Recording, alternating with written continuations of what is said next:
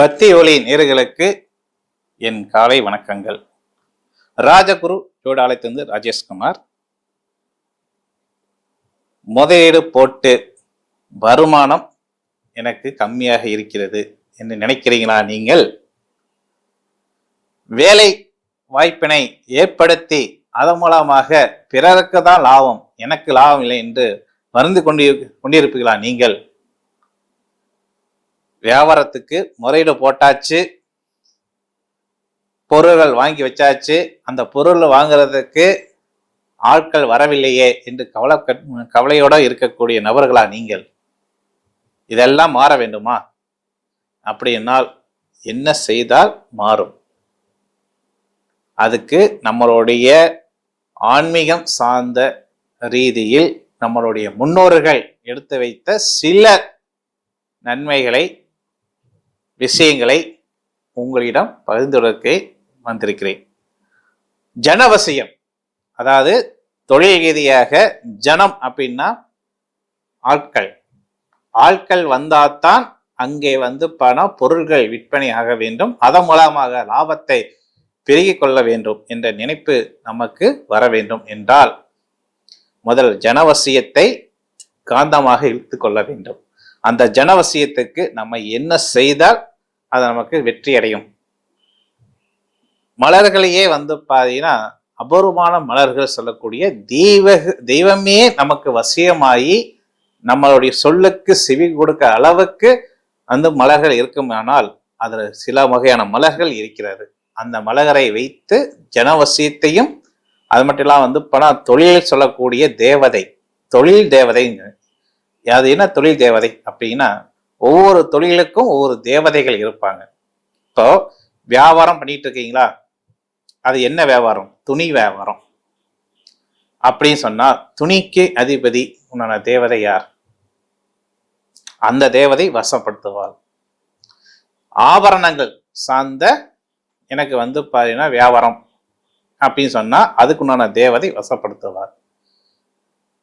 போர்க்களத்துக்கு உண்டான பாத்தீங்கன்னா கொஞ்சம் கடாயுதம் சொல்லக்கூடிய ஆயுதம் சம்மந்தப்பட்டது, இரும்பு சம்மந்தப்பட்டது, ஈயம் சம்மந்தப்பட்ட விஷயத்தை எல்லாத்துக்கும் நீங்க பாத்தீங்கன்னா வியாபாரமா, அதுக்கு ஒரு தேவதை. இப்படி ஒவ்வொரு தேவதைகளும் ஒவ்வொரு தொழிலுக்கு பணம் முன்னோடியாக இருக்கிறாங்க. அது அடுத்த நிகழ்ச்சின்னு சொல்லிக்கிறேன். அதுல முதல்ல ஜனவசியம், எது எடுத்தாலும் ஜனவசியத்துக்கு என்ன தேவைப்படுகிறதுனா சில வகையான மலர்கள் தேவைப்படுகிறது. அந்த மலர்கள் என்ன அப்படிங்கிறீங்கன்னா பாரிஜாதம் மலர். தேவவசியத்துக்கே இந்த மலர் தான் முதுமையான மலராக சொல்லப்படுகிறது. அது மாரி பாரிஜாத மலர், மறிக்கொழுந்து, அந்தி மந்தாரை, அந்தி மந்தாரை. அதுக்கப்புறம் அடுத்ததாக ஒரு மலர் இருக்கு, வெண் சங்கு மலர்.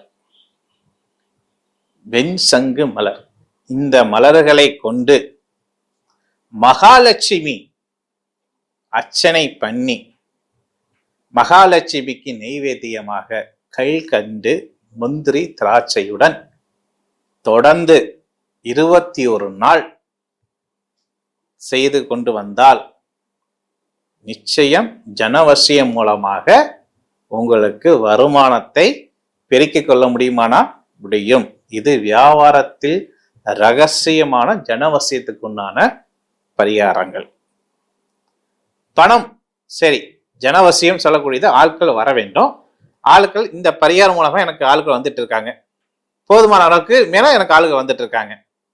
ஆனா பணம், லாபம் எனக்கு தங்க வேணும்ல. எத்தனை ஆட்கள் வந்தாலும் வியாபாரம் பாட்டுக்கு நடந்துட்டு இருக்குப்பா, அதுக்கு எனக்கு பிரச்சனை இல்லப்பா. ஆனா நான் போட்ட முதலுக்கு மேல ஒரு முதலீட்டை நான் எடுக்கணும், அதுக்கு லாபமான ஒரு காரியத்தை நான் ஏற்படுத்திக்கணும். அதுக்கு என்ன சூட்சமோ அதை சொல்லுங்க அப்படின்னு நிறைய பேர் கேட்பீங்களா? நிச்சயம் கேட்பீங்க. அப்ப அந்த பண வரத்துக்கு தொழில் ரீதியாக ஆட்கள் வந்துட்டாங்க, ஆட்கள் மூலமா பணம் வரணும். அந்த பணத்துக்கு நான் என்ன பண்ணணும், அந்த பரிகாரம் சேர்த்து சொல்லுங்க அப்படின்னு சில பேர் கேட்பீங்களா? அதுக்கு நம்ம முன்னோர்கள் சொல்லி வச்சிருக்கக்கூடிய ரகசியம் என்ன அப்படின்னு கேட்டீங்கன்னா, பழங்கள். பழங்களை வைத்து பணத்தை ஈர்க்கக்கூடிய சக்தி உண்டு என்று சொல்லிட்டு இருக்காங்க. அதுல முதன்மையான பழம் என்ன பழம் அப்படின்னா முந்திரி பழம். ரெண்டாவது பழம் வந்து கேட்டீங்கன்னா நெல்லிக்கனி. மூணாவது பழம் வந்து விளாம்பழம். நாலாவது பழம் வந்து எலுமிச்சை பழம். ஐந்தாவது பழம் வந்து சீத்தா பழம். ஆறாவது பழம் வந்து பார்த்தீங்கன்னா வெண் நாவல் சொல்லக்கூடிய நாவல் பழம். வெண் நாவல் பழம் சொல்லக்கூடிய நாவல் பழம் இருக்கு.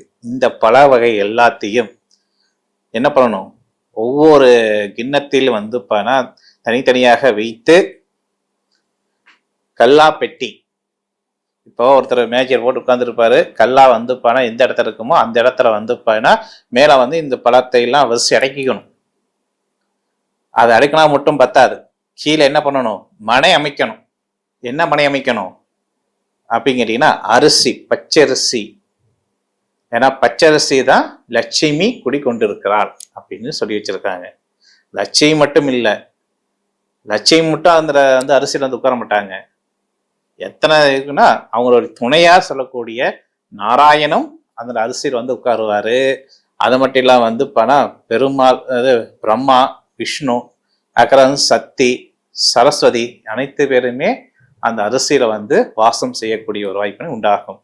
அதுல மனை அமைச்சு அந்த மனை மேல வந்து பார்த்தீங்கன்னா இந்த பழங்கள் எல்லாம் வைத்து, நான் சொல்லக்கூடிய 6 வகையான பழங்களை ஒவ்வொரு கிண்ணத்துல வைத்து வெள்ளி செவ்வாய் கிழமை அன்று தூப தீபம் காட்ட வேண்டும்.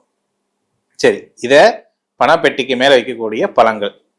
அடியில வந்து பணம் சேரணுமே, அதுக்கு என்ன வழி, அதுதானே சுச்சமோ அப்படின்னு கேட்டீங்கன்னா அந்த பணப்பெட்டிக்கு மேல இது காந்தம்.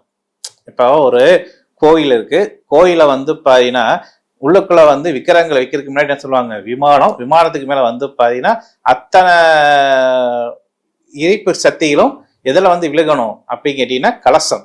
அப்ப மேல நம்ம கலசத்தை வச்சுட்டோம், கீழே வந்து பாத்தீங்கன்னா அந்த தெய்வத்தோடைய அனுகிரகம் நம்ம சேஃப்டியா இருக்கணும்ல. அப்ப அந்த கல்லாப்பட்டி தானே நமக்கு தெய்வம். அந்த தெய்வத்துக்குள்ள என்ன பண்ணணும், அந்த பணம் சேர்றதுக்கு அதுலயும் சில ரகசியம் வச்சிருக்காங்க. என்ன ரகசியம் வச்சிருக்காங்க அப்படின்னு கேட்டீங்கன்னா ஏலக்காய், ஜாதிக்காய், அன்னாச்சி பூ, தேவதாரு, பச்சை கற்பூரம், அதுக்கப்புறம் வாசனை திரவிய சார்ந்த பொருள்கள். இதெல்லாமே என்ன பண்ணணும், ஒரு மஞ்சக்கரை சொல்லக்கூடிய ஒரு வந்து துணியில 5 விதமாக நம்ம கட் பண்ணி ஒவ்வொரு மூட்டையில வந்து இந்த பொருள்லாம் வச்சு 5 மூட்டையாக கட்டி அந்த கல்லாப்பெட்டியில வந்து காயில வந்து உட்கார்ந்துருமே. மேல வந்து என்ன பண்ணணும், அம்பாளை நினைச்சு, மகாலட்சுமி நினைச்சு, நாராயணா நினைச்சு, சிவனா நினைச்சு, பார்வதியா நினைச்சு, பிரம்மாவை நினைச்சு, சரஸ்வதி நினைச்சு, இப்படி 3 தேவர்களும் தேவதைகளையும் நம்ம வந்து பாத்தீங்கன்னா நம்ம வந்து வெளியிலிருந்து உள்ள அழைக்கிறோம். அது மட்டும் இல்லாம வந்து பாத்தீங்கன்னா ஜனவசியத்துக்கு ஏற்கனவே நான் சொன்னக்கூடிய அத்தனை பொருளையும் எப்படி வாரத்துல ஒரு முறை புதுப்பிக்கணும். ஒரு தடவை வச்சுட்டேன் சார், அதோட செய்தி சார் அப்படின்னு சொல்லாம வாரம் வாரம் ஆச்சுங்களா. நீங்க ஞாயிற்றுக்கிழமைக்கு செய்ய, ஞாயிற்றுக்கிழமை பெரும்பாலும் கடை க்ளோஸ். அப்போ நீங்க வெள்ளிக்கிழமை செய்றீங்கன்னா வர அந்த வெள்ளிக்கிழமை இருந்து மறு வெள்ளிக்கிழமை எதை வந்து மாத்திட்டே இருக்கணும் ஆச்சுங்களா. அந்த பொருள் சரி மாத்திர போல என்ன சார் செய்யலாம் அப்படின்னு ஒரு கேள்வி வருமா, அதை சேமிப்பு வச்சுக்கோங்க. வச்சுக்கிட்டு கரெக்டா வந்து 10 நாளுக்கு ஒருக்கா அந்த பொருளை கொண்டு போய் ஆத்திரையோ குளத்திலேயே கொண்டு போய் விடலாம். இல்ல உங்க இடத்த ஸ்தாபனத்துல வந்து ஹோமம் செய்யணும். கணபதி ஹோமம், லட்சுமி நாராயண ஹோமம், குபேர ஹோமம், இப்படி முக்கியமான யாகங்கள் செய்ய செய்ய செய்ய அந்த இடத்துல வந்து தெய்வ கடாட்சியம் ஏற்படும்னா நிச்சயம் ஏற்படக்கூடிய வாய்ப்பினை உண்டாகும். இந்த பொருள் மட்டும் இல்லாம எக்ஸ்ட்ரா வாங்கி கொடுக்கக்கூடிய பொருளையும் அங்க தெய்வங்கள் வாசம் செய்து உங்களுடைய வாழ்க்கையில என்றைக்கும் நிரந்தரமாக தொழில் மூலமாக வெற்றி அடையுமானா நிச்சயம் அடையக்கூடிய வாய்ப்பினை உண்டாகும். சரி, இதெல்லாம் செய்து பாருங்க, நிச்சயம் உங்களுக்கு ஒரு மாற்றம் ஏற்படும் என்று சொல்லி விடைபெறுகிறேன். மீண்டும் இனிதோ நிச்சயம் சந்திக்கிறேன். உங்களை எனது விடைபெறுவது ராஜேஷ்குமார். நன்றி, வணக்கம்.